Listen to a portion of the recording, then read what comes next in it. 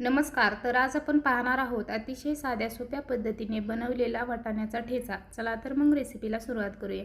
त्यासाठी video skip न करता शेवटपर्यंत नक्की पहा. तर वाटाण्याचा ठेचा बनवण्यासाठी इथे मी अर्धी वाटी वाटाणे घेतलेले आहेत. ताजे वाटाणे आहेत. त्यानंतर हिरवी मिरची मी बारीक कट करून घेतलेली आहे. अशी मिरची कट करून घेतल्यामुळे कुटायला एकदम सोपी जाते.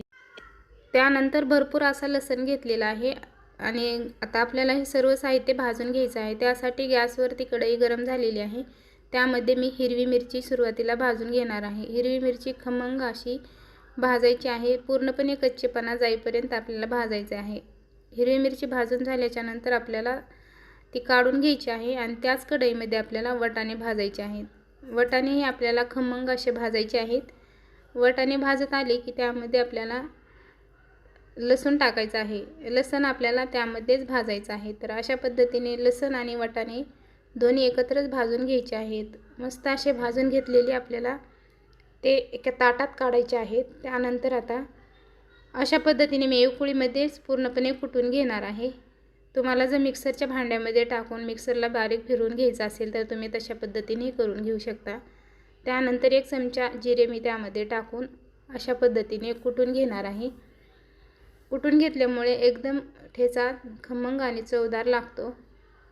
अशा पद्धतीने आता आबडधोबड ठेचा मी कुटून घेतलेला आहे. आता याला फोडणी द्यायची आहे. त्यासाठी मी गॅसवरती कढई गरम झालेली आहे. त्यानंतर आपल्याला 1 पळी तेल टाकायचं आहे.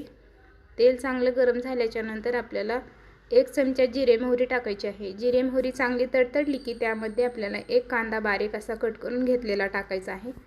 कांदा चांगला आपल्याला सोनेरी रंगावरती परतून घ्यायचा आहे. कांदा चांगला परतून झाला की त्यामध्ये आपल्याला टोमॅटो टाकायचा आहे. कांदा टोमॅटो परतून घ्यायचा आहे मस्तपैकी. त्यानंतर आपल्याला त्यामध्ये 1 चमचा अद्रक लसूण कोथिंबीरची पेस्ट टाकायची आहे.